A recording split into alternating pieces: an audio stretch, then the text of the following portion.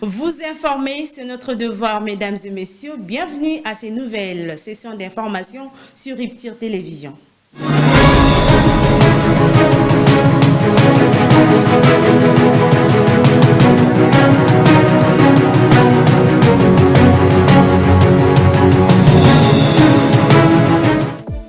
Un seul titre dans ce journal, la libération sans condition de l'opposant politique Jean-Marc Kabunda Kabound et tous les autres leaders politiques et ceux du mouvement citoyen de la République démocratique du Congo. C'est les messages clés lancés ce mercredi 9 octobre 2024 par le partisan du parti politique Alliance pour le changement lors d'une marche pacifique tenue dans le riz de Kinshasa, barricadée par les éléments de la police nationale congolaise avec des gaz lacrymogènes. Le détail, c'est tout de suite. Bienvenue à nouveau, le chef de l'État Félix-Antoine Tshisekedi a reçu Jean-Baptiste, vice-ministre de l'Intérieur en charge des affaires coutumières. La situation des autorités coutumières dans le Nord Kivu était au centre de leurs échanges. Les terroristes du M23 imposent le chaos, violant ainsi toutes les règles coutumières. C'est ces sujets contenus dans un rapport qui a été au cœur de l'audience que le président de la République Félix-Antoine Tshisekedi Tshilombo a accordé ce mardi soir à la Cité de l'Union africaine au vice-ministre des Affaires coutumières. D'après Mwami Jean-Baptiste Ndeze Katourebe, le M23 vient de placer à Rutshuru un nouveau chef de chefferie en violation flagrante de toutes les règles coutumières. Il y a eu profanation de la résidence et donc du Guikari. Le Guikari, c'est la cour royale. Il y a eu profanation du bureau et c'est des faits graves qu'il me fallait dénoncer et ça a été fait au travers d'un rapport. Mais le chef de l'État voulait l'entendre de ma voix et c'est ce que je suis venu faire aujourd'hui. C'est une profanation. Ça fait 2 ans, jour pour jour, j'ai quitté Rutshuru le 22 octobre 2022. Aujourd'hui, nous sommes en octobre 2024. On se pose la question pourquoi le M23 a décidé maintenant de poser cet acte. C'est une façon de montrer qu'ils sont aux abois, qu'ils n'ont plus d'alternative et que l'autorité coutumière que je représente ici et mes 7 chefs de groupement, tous ont quitté leurs entités pour montrer leur désapprobation face à cette énième attaque du M23 qui est soutenue par le Rwanda et l'Ouganda. Un groupe de réflexion dénommé Congo Desk a à cet effet été mis en place pour mieux cogiter, travailler et peaufiner des stratégies. Nous avons décidé d'y travailler au travers de ce Congo Desk qui vient d'être mis en place, ce groupe de réflexion par rapport à ces agressions à répétition qui viennent de nos voisins.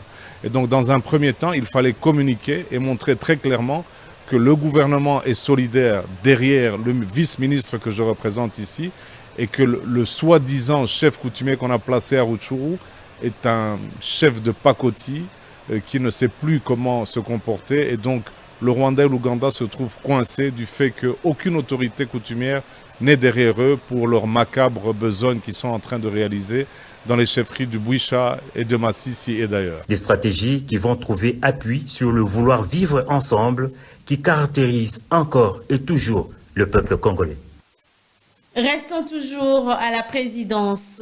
La maison civile du chef de l'État saisit la justice. C'est mardi 8 octobre 2024 pour déposer une plainte contre l'inconnu au parquet général près la Cour de cassation suite à la résurgence des actes commis par de tierces personnes en son nom. Suivez.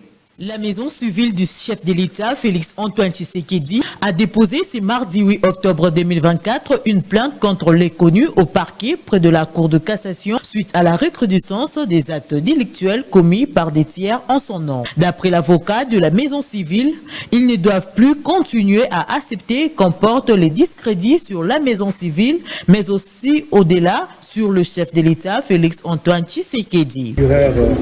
Général près la Cour de cassation pour déposer au nom du chef de la maison civile une plainte de la maison civile contre un collègue.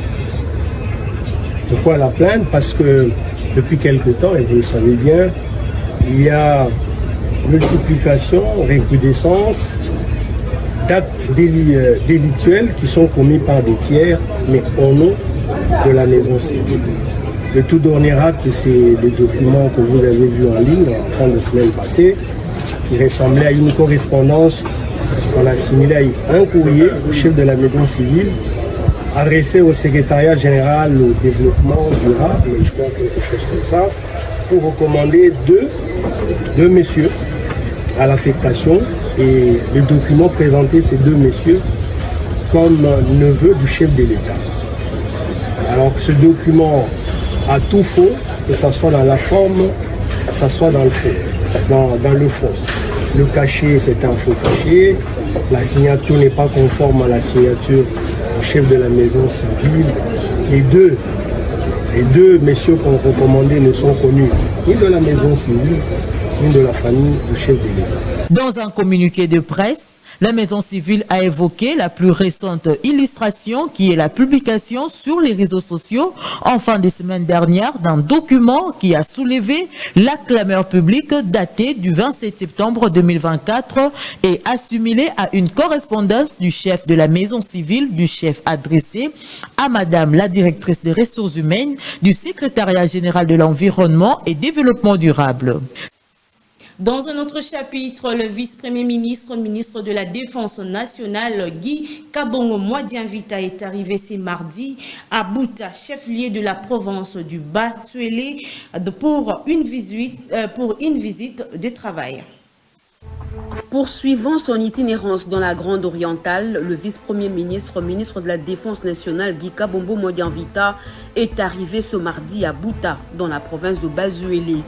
Atterri à l'aéroport de Zega, le patron de la Défense nationale a été accueilli par le gouverneur de province Mike David Mokeni ainsi que d'autres notabilités venus honorer sa première visite.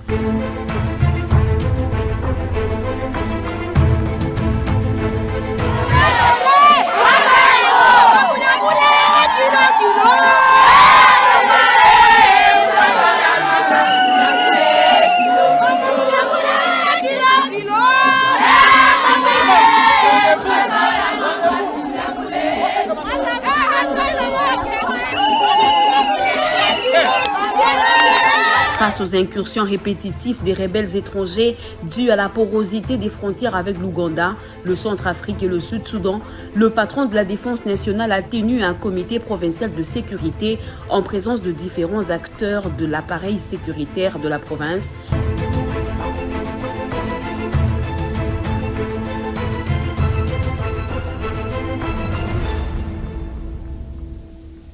Tozo Bunda, Poto Bongisa, Ndege Bolobi, Salena Bango. Et puis, na koyebisa makamu nyoso boyebisi ngai. Ko atindinga awa, obino boyebisa ngai. Parce que peut-être papa bazakana occasion mingi ya kokutana na yete soki babengisi bango te. Alors na koyebisa ye, na koyebisa pe premier ministre, hein? Comment Premier ministre a dit son maman? Premier ministre. Souminois. Na voyé bisayepe que ba maman ya ba soda ba lobi mongo ya ba soda ezanini ezanini.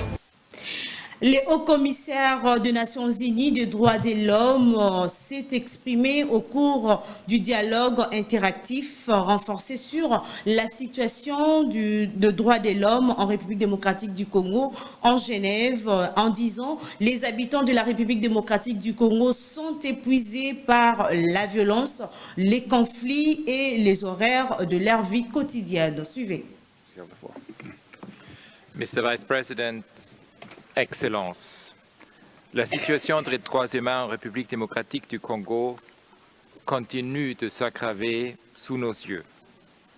Un mélange explosif d'escalade de la violence, d'intérêts régionaux et internationaux, d'entreprises exploitantes et d'une faiblesse de l'état de droit. Au détriment d'un peuple déjà dévasté par des décennies de conflits, cette situation mérite l'attention immédiate de la communauté internationale afin que les armes se taisent et qu'un espace pour la paix puisse être créé. La ministre des Affaires étrangères congolaise a expliqué en 3 points devant les conseils de sécurité des Nations Unies pourquoi les négociations de Luanda avec le Rwanda bloquent. On peut comprendre que le Rwanda conditionne son retrait à la neutralisation des FDLR. Il rejette la clause d'un accord de paix et la République démocratique du Congo réaffirme la nécessité impérative d'un mécanisme de justice régionale. Madame la Présidente, distingués membres du Conseil, le processus de Luanda, quant à lui, initié en 2022 pour répondre à cette crise, expose les limites de l'accord-cadre à garantir la pleine responsabilité des signataires. Nous avons délibérément évité de divulguer dans l'espace public et les médias les détails du processus de Luanda, par respect pour le médiateur et les vies humaines en jeu afin de garantir la sérénité des négociations. Cependant, il est désormais évident que face à l'urgence de la situation, il est de notre devoir de clarifier devant ce Conseil les véritables obstacles qui freinent ce processus et l'adoption du projet d'accord proposé par la médiation angolaise. Premièrement, le plan harmonisé pour la neutralisation des FDLR et le désengagement des forces. Ce plan repose sur 2 volets, l'un pour la neutralisation des FDLR et l'autre pour le retrait des forces rwandaises. Dès avril 2024, la République démocratique du Congo a élaboré son plan de neutralisation des FDLR, avec précision et incluant une évaluation complète de la menace, des opérations militaires et un suivi rigoureux des résultats. En revanche, la contribution du Rwanda sur le retrait des forces se résume à une simple promesse de retrait sans garantie ni détails concrets, créant un déséquilibre qui compromet l'application cohérente du plan. Pire encore, le Rwanda conditionne son retrait à la neutralisation des FDLR, un chantage qui viole les principes fondamentaux du droit international. Pour que ce processus ait du sens, il est impératif que les 2 volets soient mis en œuvre de manière concomitante. Seule une simultanéité peut assurer la crédibilité et l'efficacité d'un plan qui aspire à restaurer la paix dans la région. Économie dans ces journaux, le ministre de Finances Doudou Fwamba a présidé la réunion de la Troïka politique ce mardi. Au cours de la séance, il a été constaté d'abord que le mois de septembre s'est terminé avec un solde positif, la gestion des dépenses salariales et des préparatifs pour la participation de la République démocratique du Congo aux assemblées annuelle du FMI et de la Banque mondiale du Congo est prévue à partir du 21 octobre de ce mois à Washington. Cette réunion avait un cachet particulier parce qu'il s'agissait de préparer la participation de la délégation congolaise aux assemblées annuelles 2024 du groupe de la Banque mondiale et du Fonds monétaire international. À l'instar des autres pays membres du FMI et de la Banque mondiale, la RDC va participer à ces assises qui vont démarrer le 21 octobre prochain à Washington. La délégation congolaise sera justement conduite par les excellences. Le questionnaire qui a été envoyé par le FMI, on a passé en revue ces questionnaires pour préparer les réponses idoines et qui feront l'objet d'une harmonisation mardi prochain. Et à côté de cette question de la préparation des assemblées, effectivement, on est revenu sur la conjoncture qui est le point de vue traditionnel de la Troïka. On a constaté effectivement que la stabilité demeure, tant au niveau de l'inflation que du marché d'échange, et que, il s'est posé la question de savoir si on devrait, n'est-ce pas, réviser les instruments de politique monétaire. Est-ce qu'on devrait revoir à la baisse les taux directeurs pour essayer de réduire l'écart entre les taux d'inflation et les taux directeurs? Et donc, après des échanges, eh bien, les différentes parties se sont accordées pour qu'on observe encore un peu, parce que la stabilité, elle est très jeune, hein, nous sommes jusqu'au 3e mois. À ce stade, il faut d'abord observer comment cette stabilité va se comporter jusqu'à la fin de l'année avant d'envisager la révision des instruments de politique monétaire.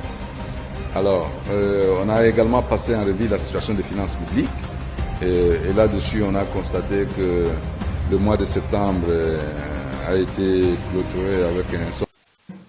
Les militants de l'Alliance pour le changement de l'opposant politique Jean-Marc Kabunda Kabunda étaient ce mercredi 9 octobre dans le rue de Kinshasa pour exiger la libération sans condition ainsi que de tous les opposants politiques détenus dans la prison centrale de la République démocratique du Congo. Ce mercredi 9 octobre 2024 à Kinshasa a été le théâtre d'une tension croissante alors que la marche de l'opposition a été violemment dispersée par la police nationale congolaise. Armés de gaz lacrymogène, les agents ont barricadé le manifestant qui réclamait la libération de Jean-Marc Kabunda Kabunda ainsi que d'autres leaders politiques incarcérés à la prison centrale de Makala.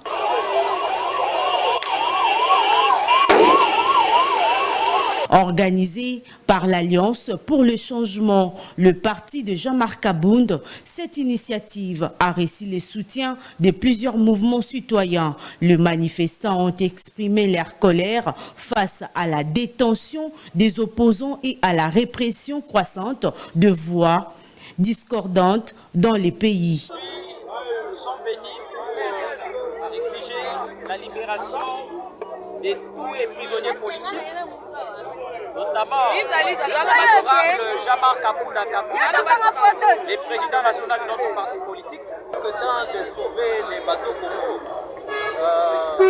vu la façon dont M. Félix est en train de gérer le pays comme un champ de maïs qu'il a laissé sa famille.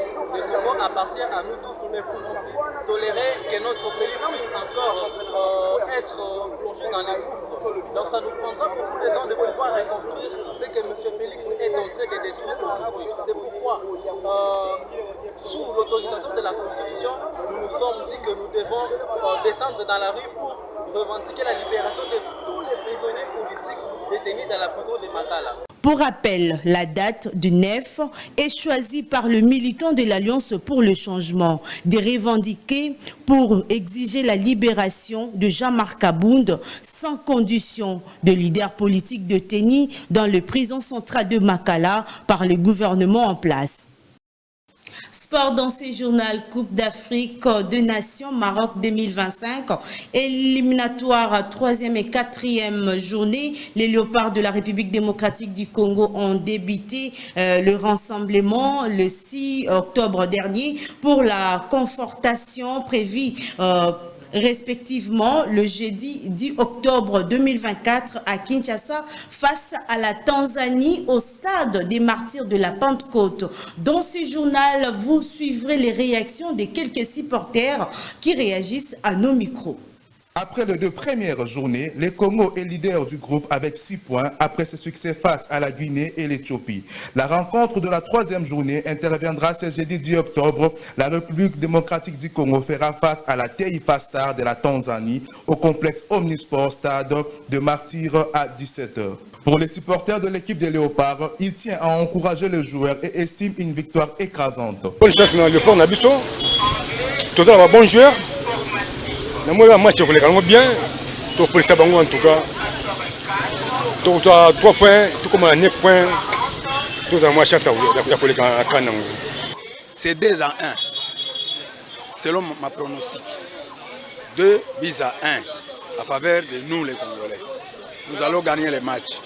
Mais ce que je veux déplorer ici, nos joueurs ont l'habitude à l'andiba le Tiki.